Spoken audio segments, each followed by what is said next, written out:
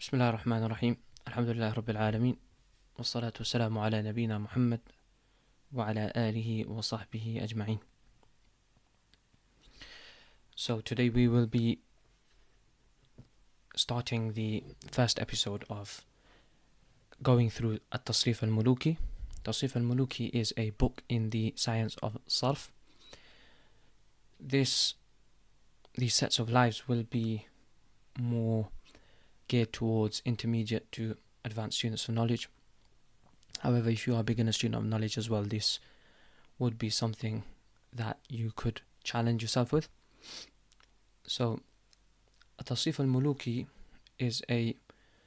it literally means the tasrif, or the book of sarf, which is of the kings, al-mulūkī, of kings. Malikun means a king, and muluk is a plural of that. Now, the one who has written this book this is the San'ah of Abil Fath. This is the work of Abil Fath, Uthman ibn Abdullah ibn Jinni al-Nahwi. Now, who is Ibn Jinni al-Nahwi? He is a famous Nahwi scholar of Nahu, and this scholar has written many books in the sciences of Nahu, Sarf, language, al-Mulūkī, and Balagha, and also in the sciences of poetry. So let's briefly go through his biography. So, Ibn Jinni أبو الفتح عثمان بن جني المشهور بابن جني، عالم نحوي كبير. ولد بالموصل عام 322. He was born in Mosul, which is situated in modern day Iraq, 322 years after the Hijri, which corresponds to 941 al-Milad, which is the Gregorian calendar, 941 AD. And he passed away in 1002 AD. وَنَشَأَ وَتَعَلَّمَ النَّحْوَ فِيهَا. And he grew up and learned nahwa inside it, meaning inside. Let's zoom in so you can see more clearly. نشأ وتعلم النحو فيها. He was brought up and learned nahu in Mosul, in Iraq, on the hands of Ahmad ibn Muhammad al-Mawsili al-Akhfash. He is a famous scholar as well. ويذكر ابن خلكان. Ibn Khalikan is a biographer, historian. أن ابن جني قرأ الأدب في صباح على أبي علي الفارسي حيث توثقت الصلات بينهما. That he first learned literature at the hands of Abu Ali al-Farisi, who is a famous scholar as well. حتى نبغ ابن جني بسبب صحبته. And this, under the tutelage of Abu Ali al-Farisi, is where Ibn Jinni, he grew, he prospered in his knowledge.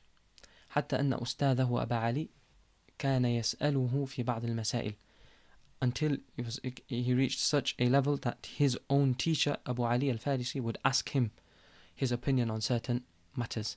ويرجع إلى رأيه فيها. And he would return to his opinion.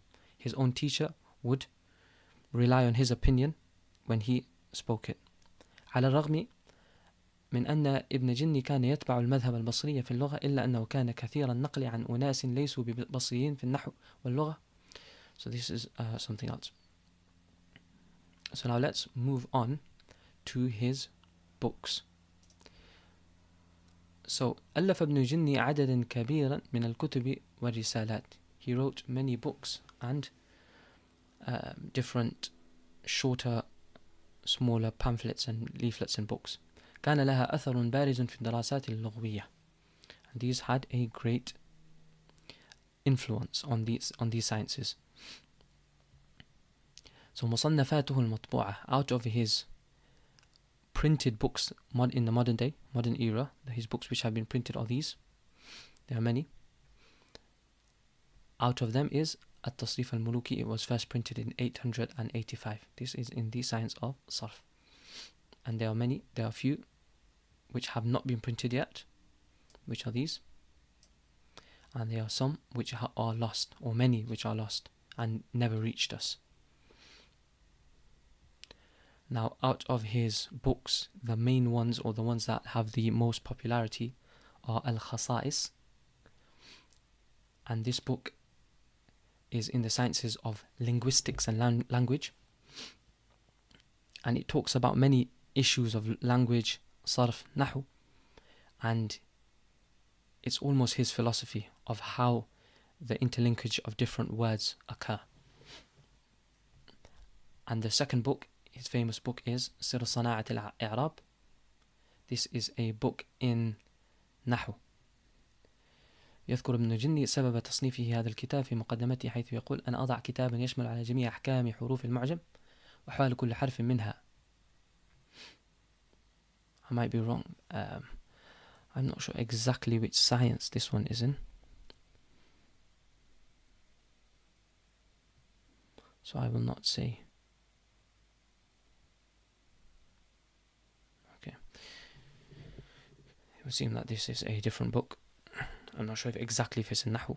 And the third one is Al-Muhtasab.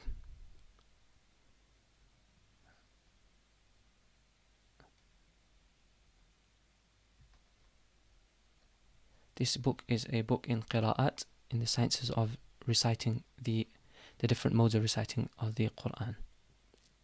Okay. So this is a short introduction to who Ibn Jinni actually is, and now we shall return to the book and we shall start it. So, At-Tasrīf Al Mulūkī. So this edition itself, the one who rectified and has made a hashia on it, any footnotes, is Muhammad Sa'id ibn Mustafa al-Na'san al-Hamawi. But we will only read the main matan of the book. Bismillahir Rahmanir Rahim. Wa sallallahu ala sayyidina Muhammad wa ala alihi wa sahbihi wa sallam. هذه جمل من أصول التصريف يقرب تأملها وتقل الكلفة على ملتمس الفائدة منها قليلة الألفاظ كثيرة المعاني. This is a few sentences or short words from the principles of Ilm al-Sarf. Its understanding and pondering over it is easy, and the one who wishes to take from it its benefits, it is not, no heavy burden is placed on him. قليلة الألفاظ, its words are less and its meanings are many. القول على ذلك. So now to expound upon that. في القول على معنى قولنا التصريف. So now the discussion will be upon the meaning of when we say التصريف. What does التصريف itself refer to? معنى قولنا التصريف هو أن تأتي إلى الحروف الأصول. وسنوضح قولنا الأصول. The meaning of التصريف is that we approach the letters which we call the usul, and the letters, the root letters of the word. That's what he means by it. But he'll say وسنوضح قولنا الأصول. We will clarify what we actually mean by the root letters. فتتصرف فيها بزيادة حرف أو تحريف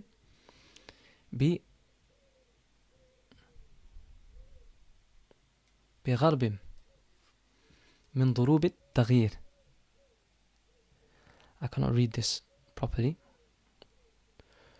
but what he means before that is that so that you take the root letters and you manipulate them by adding extra letters or changing the letters. Or that would say بضرب من ضروب التغيير, with different types of changes in it. So you make changes in the order or the letters before and after the main letters or the root letters. فذلك هو التصريف فيها والتصريف لها. And that is what then we would call manipulating. هو التصرف فيها, it is manipulating or changing in it, in the word. والتصريف لها, and changing for the word. نحو قولك ضرب, like how when you say ضرب means to hit.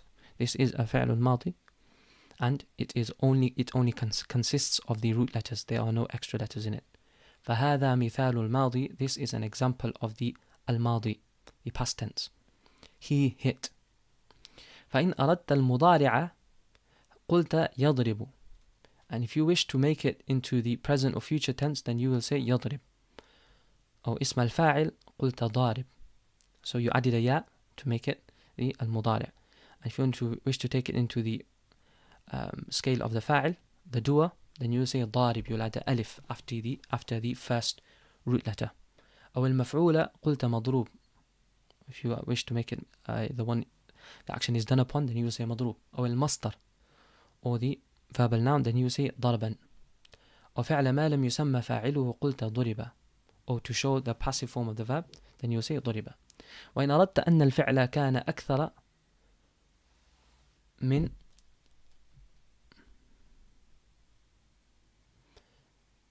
أكثر من واخذ على وجه المقابلة. And if you wish to say that the verb itself, أكثر من واحد, that the person who partook in the verb was more than one. على وجه المقابلة, meaning that two people shared على وجه المقابلة in the actual action, that they hit one another, then you will say ضارب. فإن أردت, so ضارب means they hit one another. So we added an alif, and we never made it into the scale of ضارب. We kept it how it was, ضرب, and ضارب. That's another verb on another scale. فإن أردت أنه استدعى الضرب قلت استضرب. And if you wish to say that he wished to be hit, or he sought to be hit, then you will say استضرب. فإن أردت أنه كثر الضرب وكرره. And if you wish to say that he was excessive in his hitting and he repeated it, then you will say استضرب. He asked to be hit. فإن أردت أنه كان فيه الضرب في نفسه مع اختلاج وحركة قلت اضطرب. And if you wish to say that this hitting was within him with lack of stability and movement in it, then you will say اضطرب. He moved within himself. There was like almost a movement in himself, that he was unsure. وعلى هذا عامة التصرف في هذا النحو من كلام العرب. And like this is majority or all of the manipulation or changing like this in the same way in the speech of the Arabs. فمعنى التصريف هو ما أريناك من التلعب بالحروف الأصول لما يراد فيها من المعاني المفادة منها وغير ذلك. So the meaning of تصريف, صرف يصرف, itself means to manipulate or change something. So the meaning of tasrif, when we say in this specific context of the linguistic sciences, it would mean that which we just showed you in the previous sentences regarding playing with the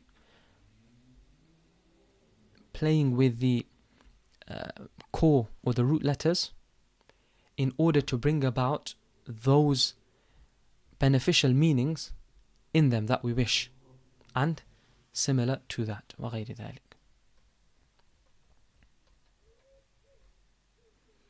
فإذ قد ثبت ما قدمناه. So if you have understood what we have just mentioned, فليعلم, it should be known that أن التصريف, that this science of manipulating the core letters or the root letters, ينقسم إلى 5 أضرب. It's split into 5 categories or 5 chapter headings. This is all the hashia, all the footnotes. We'll skip that out. Ziyada. So these are the different types of changes that can be brought about in the word. Ziyada, to add an extra letter. Badal, to replace a letter with another. Hadh, to remove a letter. تغيير حركة أو سكون, to change a حركة, فتحة ضمة كسرة, أو سكون, or to change a سكون into a حركة. And idgham, to merge 2 letters into one. So now we will start with the first one. القول على حروف الزيادة وهي 10 أحرف. So now we'll talk about the extra letters which are brought in the word. And these are 10 letters. So there are only 10 letters that are ever brought extra in addition to the root letters. And these are al-alif, والياء والواو والهمزة والميم والتاء والنون والهاء والسين واللام. So these are the 10 letters that are always brought these are the letters, the only letters which are brought extra in a word. ويجمعها, and these can be gathered. قولك, in the word or in the sentence, اليوم تنساه, today you will forget him. And all words, all 10 letters are brought in this. Alif, lam, ya, al, yo, واو, ميم, تا, نون, سين, alif and ha. ويقال أيضا سألتمونيها, and another, I think you call it acronym, or something that it gathers the words. You can say سألتمونيها, that has all 10 letters in it. So if you want to remember it, you can remember either of these, اليوم تنساه or سألتمونيها, you asked me for it. ويحكى أن أبا العباس سأل أبا عثمان عن حروف الزيادة فأنشده أبو عثمان. It is said that Abu al-Abbas, I think this should mean Mubarrid, he asked Abu Uthman. Abu Uthman, he was a famous scholar of the Arabic language. And حروف الزيادة, regarding the letters which come extra. فأنشده أبو عثمان, so Abu Uthman replied, and he responded by mentioning this line of poetry. هويت السمان فشيبني وما كنت قدما هويت السمان هويت السمان. I wished for the plump things. This could be either refer to it could refer to camels, plump or well-fed camels. My heart yearned for plump and well-fed camels. فشيبني, and the striving for this, it turned my hair grey. وما كنت قدما هويت السمان, or it can also refer to women. And